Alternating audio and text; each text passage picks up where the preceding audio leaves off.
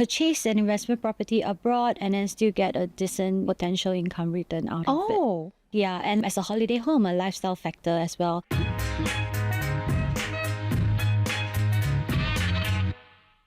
do you know anyone who has put their money down on a house or a flat in a neighboring country or even further out afield in Australia, perhaps Europe, maybe even Japan? Where do you begin and what do you need to navigate in order to make sure that you are not putting your money into something you cannot get out of? Hello and welcome to this episode of the Money Talks podcast. I'm Andrea Heng. My guest today is Clarice Lau. She's Head of Sales, Residential International Project Marketing at Knight Frank Private Limited. Clarice, thanks for joining us. Thank you, Andrea. I'm delighted to be here. The ownership of a second property overseas, ain't that the dream? So let's start with why some Singaporeans may want to buy property overseas in the first place, right? It's a diversification of portfolio overseas, looking for they could potentially be priced out or they're just looking for more growth opportunities abroad. Well, secondly, buyers are also looking out for property acquisition with lower cost for them. Thirdly, it's also planning for their children studying abroad. Children studying abroad, it's requires a significant amount of expenses as well. So some buyers are looking to plan ahead so they can, purchase a property not only function as an accommodation for their children, but they can also get a potential rental income out of it. And of course, another interesting point is also currency leveraging because the Singapore dollars is strong. Right. You could hedge and use the currency in a way to purchase an investment property abroad and then still get a decent, potential income return out of it. Yeah, and last but not least, as a holiday home, a lifestyle factor as well. I long to be in any one of these categories, but time will tell whether I'll make it or not. So I'm curious about where they are snapping up these homes. I've read a whole bunch of lists. I'm seeing names like Australia, Japan, the UK, some parts of Europe as well. What we have been observing is Australia and UK, driven by the factors that I mentioned earlier. Parents are looking to plan ahead. So this property doesn't just serve as an accommodation, but also as an investment factor where they could rent it out. Japan has also a low cost of debt. Yeah. So Japan has become increasingly appealing. And we all love Japan, right? Oh, yes. What's one country people might be surprised, or city that people might be surprised Singaporeans are buying into? We do see some travel destinations such as Niseko. So with avid skiers just being in the winter season, just hating it. But it is now, Niseko is now popular for an all-year-round destination because during summer you could do golfing, you could do all these summer activities. Okay. So yeah, Niseko is actually increasingly popular. That's interesting. Right now. You always think of Niseko as a travel or holiday destination, never really for homes. Yes. So that's interesting. Okay. So there are like properties over there that could appeal, for example, for holiday goers who really love the place, a place for them to stay, and they could then rent it out when they're not using it. Okay, that's interesting and fun. Niseko sounds fun. So let's pick up on that, right? Geography. What do we need to know about buying a place in Europe versus neighboring Asia? Now, I know that's very broad, so let's scope it to say Malaysia or Indonesia versus Australia and then versus the UK. What are the key differences that we need to know? As a general rule of thumb, buyers should definitely do their research and due diligence before going into any market. So one of the most important factors to consider is the rule of law. Making sure that you're well aware of rights of ownership rights, like UK. Anyone can buy and sell there. It's a free market. But then, for example, in Australia, you can only buy a new built property, meaning you can't buy a resale. Oh, I see. Yeah, and for example, in New Zealand right now, only Singaporean Australians can buy a property there. So and a good understanding of the rule of law and also the taxation regulations. Yes. Because ultimately, when you buy and sell, what are your stamp duties, which is your acquisition cost, and then what is your property tax, your ongoing costs, and then capital gains tax and things like that, or repatriation of profits, etc. That's a really extensive list. Thanks for that. So when it comes to buying property in Singapore, we have the benefit of having it quite straightforward, right? We can use our CPF. Obviously, we can't do that for our property overseas. So how would you advise clients to fund this overseas property? Buyers should definitely practice caution and research the financing methods available to them before proceeding to make a decision to invest in a specific city or country. There are overseas property investment mortgage available even from the local banks here in Singapore, such as DBS, UOB, OCBC, Maybank. They do lend, for example, for the London. And UOB, for example, they do have mortgage options for Japan. So generally, buyers do have quite an array of home loans available for them. Having said that, buyers should also be aware that if you were to seek out financing from abroad, do look for specialists or mortgage brokers who can better advise you, and also they are able to, lay out what are the options that are best suited for you.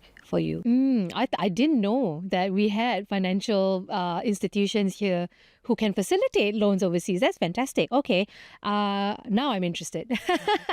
So that's just the price of the house, right? When it comes to budgeting for any major expense like this one, a major big ticket pricey item like a house, right?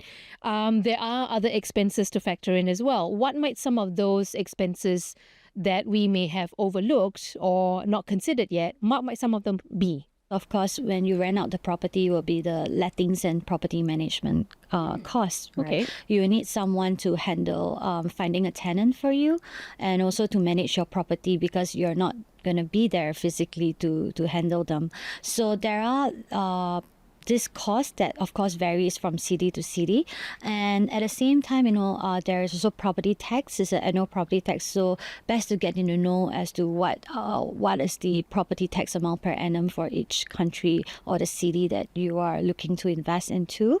I think these are the two of the main things. The rest are probably just a running cost of like probably the utility, heating, whether it's included in the rent or not. I mean, this, it varies from cities to cities. Yeah, and if heating is a thing, because we take for granted that we only have one season in Singapore. Exactly. When you go overseas, especially to countries that have multiple seasons, you have to think about these things in your maintenance as well, right? Yeah. What about some hidden costs perhaps that maybe took some of your clients by surprise? Generally, there wouldn't be a hidden cost per se because, for example, even in lettings and property management, any additional cost is pretty much laid out there up front. Yeah, so buyers, you should definitely check out, what are the costs available. One thing to note though, for example, if you do take a mortgage from overseas, MAS has a rule where the TDSR ratio of 55% is applied. So if you take a mortgage from Singapore banks, so then you'll be assessed under the 55% TDSR rule. Even for overseas property? Yeah. Wow. However, if you take a mortgage directly from overseas, then you don't fall into the category of being assessed by MOS on this TDSR. What's a ballpark figure for some of these mortgage loans? Is there a cap? So it depends from country to country and also the regulation. Sure. But generally, I can give an example. For the UK, can get financing up to perhaps 70%. I've mentioned on the currency leveraging, hedging. Yes. So that's one way to take a mortgage to manage your currency risk. So clients do take up, but you do not necessarily need to maximize the LTV 70%. You can take maybe 50 to 60, which is what we commonly observe. Okay. Yeah. Can you own your second property overseas if you already own an HDB flat? I'm not asking for myself, just asking for a friend. Sure. You can own a property overseas if you own a HDB, but you have to have already achieved the minimum occupation period of 5 years. And that's you're for allowed the to. regular flats. The Yeah. new prime or premium flats have a I 10 believe year it's MOP. 10 years, yeah. So just understand what your MOP is, your minimum occupation period is. What about private property owners? You're free to own. There is no minimum occupation period applicable. Yeah. So a lot of us who go and buy a second property will likely rent it out in the initial years. Would you recommend we DIY this or use a property management firm to sort it out? I would definitely recommend, having a local property management and establish one to help. Aside from us not being able to be there physically, they are also able to advise you on, any rules or government laws that you should abide to when it comes to dealing with tenants, or when it comes to also helping with any maintenance repair work in future. Or if the neighbor complains. Yes. So definitely having them will be better to help you, to advise you. And also some property management agency firms, they may have, taxation services, which will be better because then it will seamlessly help you with the taxation filing, and your So it's your rental basically income. someone who's there to take care of all the hassle out of the equation. Yes. So you don't have to worry about it. Exactly. Wow. Is there a ballpark figure or a range as to how much this might add up to?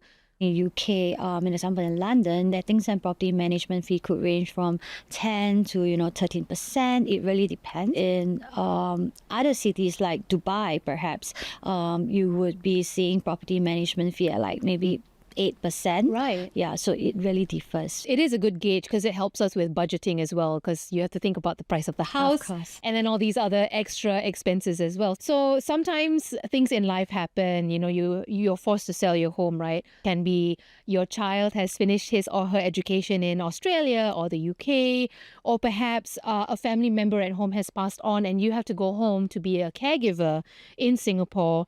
What do we do with our second property overseas then? Hang on to it, or should we be prepared to potentially make a loss if market conditions are not great? Buyers should monitor the market and, of course, be also aware of, capital gains tax, that we don't have capital gain tax for gains from property sale in Singapore, but you have that in cities or in countries like UK, Australia, Japan. Again, it depends on the market at that time.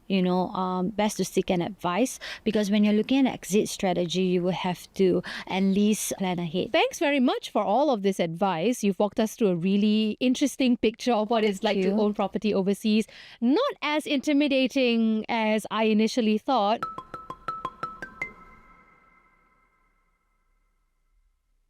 If you could have a meal with any public figure, dead or alive, who would it be and why? For me, it would be Michelle Obama. Oh, interesting. Okay, tell me more. I would like to hear from her how her journey has been. She has a book, I've read it, but I would definitely like to hear it from her, be engaged, and truly have an understanding of the things that she have been through, being not just by the side of Barack Obama, but also her life story. Well, if you do manage to get that date with Michelle Obama, please don't forget to invite me along. I would. Clarice, you've been great. Thank you so much for Thank this you. really informative conversation. It's been wonderful. Thank you. Thank you so much for having me. And listener, we hope you enjoyed this conversation. You learned something, maybe enticed, inspired to do more homework when it comes to buying your second property overseas. And if you manage to do it, please let me know how, so that I can join you in the ranks. This episode, always and forever, will need your feedback, your comments. So if you have them, please send them to us. We'll be on the lookout for them. This podcast is available on Apple Podcasts, Spotify, and YouTube Music. Don't forget to leave us a rating as well. We'll be watching for that. Big thanks to the team: Crispina Robert, Tiffany Ang, Junaini Johari, Joanne Chan, Hanida Amin, and Saya Wind. I'm Andrea Heng. Thank you for listening and watching the Money Talks podcast.